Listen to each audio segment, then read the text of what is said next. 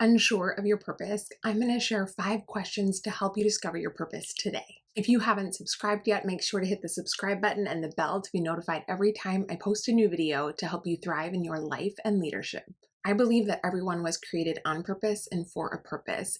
And while there is no silver bullet for figuring out what that is for each one of us, there are 5 questions that can guide you in your discovery today. Okay, so before I get started, I want you to grab a blank piece of paper and a pen or a pencil or a marker so that as I go through these questions, you can answer them right now. Feel free to pause the video after I ask each question or go through the whole video and then come back to each part and answer the questions for yourselves. So the first question is, what are you naturally good at? So feel free to take your piece of paper, and I drew a circle and then it says naturally good at. So feel free to either, put it in quadrants or put it in a list or put it in a circle. But what are you naturally good at? What are your natural skills, your natural abilities, your natural talents? What comes easy to you? If I were to answer this for myself, the top 3 things that come to mind right away are I'm really good at reading. It is a gift. It is a skill. I love to read. I've been a good reader my whole life. I am a good writer. I'm a good speaker. I'm looking around my office to tell me what I'm good at because sometimes it doesn't come to top of mind right away, right? I love being active. I've always been athletic, so I'm good at sports. So we'll put those down. And really briefly, I want you to compare what you are naturally good at with what you are doing today. Because if you're feeling any kind of tension with what you're doing today and where you're at today, that might be because what you're doing today is requiring gifts and skills and abilities of you that are either growth opportunities or it's so out of alignment with how you are naturally created to be that it's just creating this tension that'll always be there. And maybe that's okay with you, but if it's not, that might be the reason why you're experiencing tension right now, is because it doesn't really align with your natural gifts, skills, and abilities. Okay, so question 2. What do others say I'm good at? And for me, I drew a second circle and put down on the bottom, what do others say that I'm good at? We want to know this because sometimes there are blind spots about what our actual gifts and skills and abilities are. And sometimes the best way to discover this is to ask people who we trust what they see in us and what they see that we are good at. Sometimes people can affirm what we already know that we're good at and to be true about ourselves. And other times people can see things of ourselves that perhaps we can't because maybe we're too critical of ourselves. Comparing ourselves to others or even denying is true of ourselves because of one reason or another. So for myself, what I might put into this quadrant or this circle is people often come to me with their big life questions, or when they're in a transition, or they're trying to figure out what they want to do with their life or their career or in their leadership, or they have a leadership challenge. And sometimes this isn't because I have the right answer, right? But I might ask questions that they haven't thought about or offer perspectives that they haven't considered that they really appreciate as they're making a big life decision or leadership decision. So I know that's a gift and a skill that others see in me. So obviously, I want to make sure that people are a part of my purpose because people value what I have to say and what I think. Question 3, what energizes you? So I have my third circle and just write what energizes you.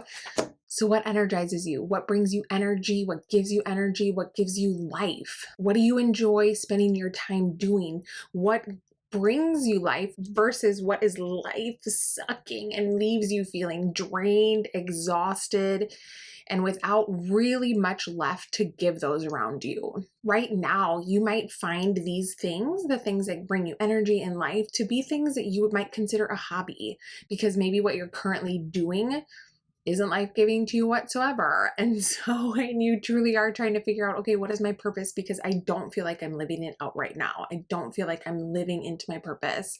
And so check out your hobbies. What do you enjoy doing for fun? What do you enjoy thinking about? What do you enjoy talking to others about? What are the kind of books that you enjoy reading? Now, some of these might simply remain hobbies that we maintain regardless of our jobs or our roles. But some of these might actually point to a bigger picture of our purpose. When I look back at the early part of my career, I can see that the majority of books I was reading were about leadership and how to be a great leader, how to be an effective leader, how to help those around me, how to serve those around me, how to equip and empower others around me to live into their fullness and to live out their purpose. So, not surprising, I am where I am today because I love it and I feel like I am living out my purpose. And one of the things that brings me energy is helping others to live out their purpose and their calling and to help develop them as leaders. So even though I found myself reading books so that I could personally benefit and grow in my own leadership, remember when it comes back to the gifts and skills that others see in me, I found that people were coming to me to get my perspective. And so I have a perspective to offer and that people see as a value add. And so I know that there's some crisscrossing there, right? So it's not just about me developing my own self and leadership skills, but it's also about how can I help others develop in their leadership and in their life so that they can thrive as well. So that is something that I would write down about what energizes me. Okay, question 4. What are the needs around you? So I drew another circle. What are the needs around us? The circle is not perfect. Please do not judge me on my drawing skills. I did not go into art for a reason. It is not one of my natural gifts or skills. Okay, so when you look at the world around you, what do you see? Where are the needs in your neighborhood, in your community, in your city, state, country? Make a list of what those needs are. I believe that there is no one right way to live out our purpose.